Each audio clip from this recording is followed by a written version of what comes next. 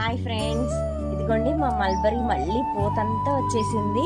చెట్టు నిండా పూత వచ్చింది. ఆకులన్నీ దూసేసా, ఇంకా బాగా పూత వచ్చింది. చూడండి ఎంత బాగుందో. ఇదిగోండి బాగా వచ్చినాయి.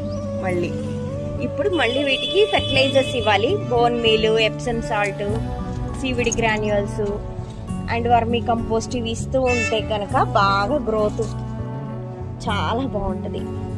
చూడండి ఇలా మొక్క నిండా పోతుంది.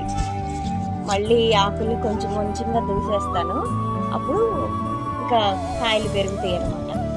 మల్బరీ సీడ్ ఎంత బాగా వచ్చిందో. ఆ కాకుకి 2-3 కాయలు వచ్చినాయి.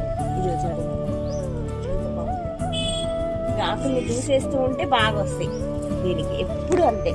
మళ్ళీ కాయలతో పాటు ఆకులు వచ్చేస్తూ ఉంటే వాటి